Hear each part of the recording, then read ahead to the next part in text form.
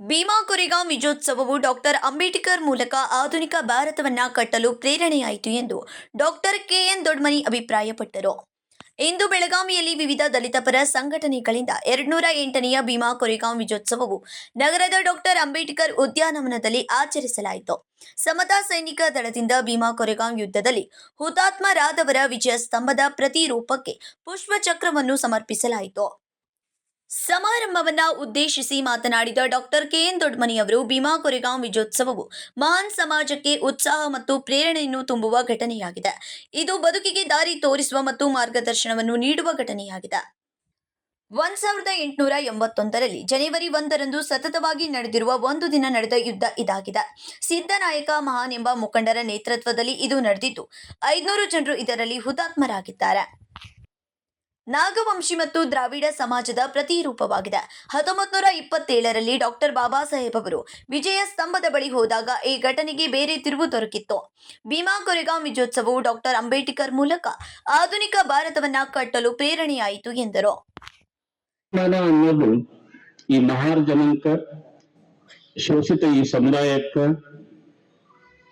ಇದು ತಾತ್ಕಾಲಿಕ ಅಲ್ಲ, ಟೆಂಪರರಿ ಅಲ್ಲ, ತೋರಿಸಲಿಕ್ಕೆ ಅಲ್ಲ. ಇದು ಭಾರತ ದೇಶದ ಇತಿಹಾಸದ ಉದ್ದಕ್ಕೂ ಅವರ ರಕ್ತಗತವಾಗಿ ಹೊರದು ಬಂದಿರತಕ್ಕಂಥದ್ದು. ಸ್ವಾಭಿಮಾನ, ಪ್ರಾಮಾಣಿಕತೆ, ನಿಷ್ಠೆ, ಸ್ವಾಮಿ ನಿಷ್ಠೆ ಇವು ಎಲ್ಲವೂ ಸಹಿತ ಭಾರತದಲ್ಲಿ ಆರ್ಯರ ಬದುಕಿಂತ ಪೂರ್ವೊಳಗಿನ ರೂಢಿ ಇದ್ದಿರ್ತಕ್ಕಂಥದ್ದು. ಈ ಸ್ವಾಭಿಮಾನವನ್ನ ದುರುಪಯೋಗ ಮಾಡಿಕೊಂಡು ಆರ್ಯರು ಕುತಂತ್ರದಿಂದ ಈ ಸಮುದಾಯವನ್ನ ಮೂಲೆಗುಂಪು ಮಾಡಲಿಕ್ಕೆ ಪ್ರಯತ್ನ ಮಾಡಿದ್ರು.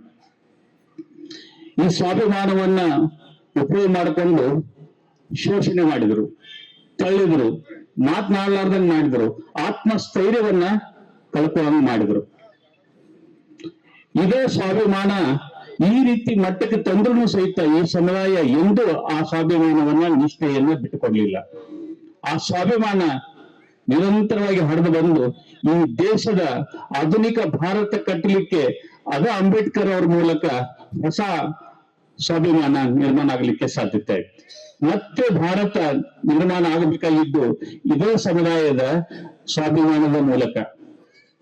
ಆ ಸ್ವಾಭಿಮಾನ ಒಂದು ದಿವಸದಲ್ಲ, 2 ದಿವಸದಲ್ಲ, ಈ ನೆಲದ ಸಂಸ್ಕೃತಿಯನ್ನ ಮುಂದುವರ್ಸ್ಕೊಂಡು ಬಂದಿರ್ತಕ್ಕಂಥ ನಾಗ ಸಂಸ್ಕೃತಿಯಿಂದ ಇಲ್ಲಿವರೆಗೆ ಬಂದಿರತಕ್ಕಂಥದ್ದು. ಅಂತ ಸ್ವಾಭಿಮಾನದ ಪ್ರತೀಕವಾಗಿ ನಮ್ಮ ದೇಶದಲ್ಲಿ ಹೋರಾಟಗಳು ಅನೇಕ ನಡೆದು ಹೋಗಿದಾವ, ಆರ್ಯರ ಮಧ್ಯೆ ಮತ್ತು ನಾಗ ಜನಾಂಗದ ಮಧ್ಯೆ. ಅನೇಕ ಸಲ ಸೋತರೂ ಸಹಿತ ತನ್ನ ಸ್ವಾಭಿಮಾನವನ್ನ ಬಿಟ್ಟುಕೊಡ್ಲಾರ್ದಂತ ಈ ಸಮುದಾಯ ನಿರಂತರವಾಗಿ ಸಂಘರ್ಷಕ್ಕೆ ಇಳಿದು ಅದನ್ನು ಉಳಿಸ್ಕೊಳ್ಳಿಕ್ಕೆ ಪ್ರಯತ್ನ ಮಾಡಿರ್ತಕ್ಕಂಥದ್ದು. ಆದರೆ ಬರಬರ್ತಾ ಈ ಸಮುದಾಯವನ್ನ ಅತಿಯಾಗಿ ಶೋಷಣೆ ಮಾಡಲಿಕ್ಕೆ, ಅವಮಾನ ಮಾಡಲಿಕ್ಕೆ, ದೂರ ಇಡ್ಲಿಕ್ಕೆ, ತುಡಿಲಿಕ್ಕೆ, ಅಸ್ಪೃಶ್ಯತೆ ಮೂಲಕ ಸಂಪೂರ್ಣವಾಗಿ ಮೂಲಗುಂಪು ಮಾಡಲಿಕ್ಕೆ ಪ್ರಯತ್ನ ಮಾಡ್ಲಾರ್ದು. ಆ ಪ್ರಯತ್ನದೊಳಗೂ ಸಹಿತ ಈ ಸಮುದಾಯ ನಿರಂತರವಾಗಿ ಹೋರಾಟ ಮಾಡ್ಕೊಂಡ ಬಂತು.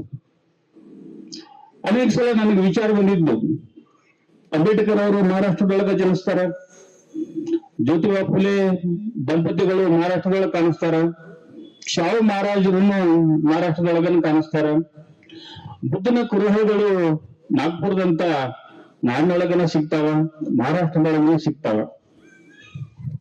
ಮತ್ತು ಮಗ್ಗಲೊಳಗೆ ಇದ್ದಿರ್ತಕ್ಕಂಥ ಮಹಾರಾಷ್ಟ್ರದೊಳಗೆ ಈ ರೀತಿ ಕುರುಹುಗಳು ಯಾಕ, ಕ್ರಾಂತಿಕಾರಕವಾಗಿರ್ತಕ್ಕಂಥ ವಿಚಾರಗಳು ಮಹಾರಾಷ್ಟ್ರದೊಳಗೆ ಯಾಕ ಅಂತಂದ್ರ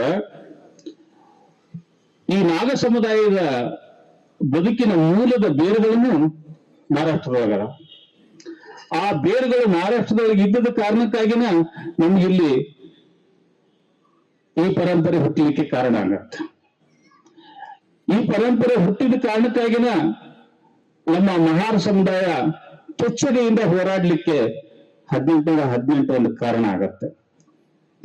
ಆ ಪರಂಪರೆ ಕಾರಣಕ್ಕಾಗಿನ 28,000 ಸೈನ್ಯಗಳು ಇದ್ದಿರ್ತಕ್ಕಂಥ, ಎದುರಿದ್ದಿರ್ತಕ್ಕಂಥ ಸೈನ್ಯವನ್ನ ಕೇವಲ 800ರಿಂದ 500 ಜನ ಮಾತ್ರ ಬಗ್ಗ ಬಡಿತಾರ ಅಂತಂದ್ರ ಅಲ್ಲಿದ್ದಿರ್ತಕ್ಕಂಥ ನಿಷ್ಠೆ, ಅಲ್ಲಿದ್ದಿರ್ತಕ್ಕಂಥ ಸ್ಥೈರ್ಯ, ಅವರಲ್ಲಿದ್ದಿರ್ತಕ್ಕಂಥ ಹುಮ್ಮಸ್ಸು, ಅವ್ರಿಗಿದ್ದಿರ್ತಕ್ಕಂಥ ಈ ನೆಲದ ಪ್ರೇಮವನ್ನ ಅದು ಸೂಚಿಸುತ್ತೆ.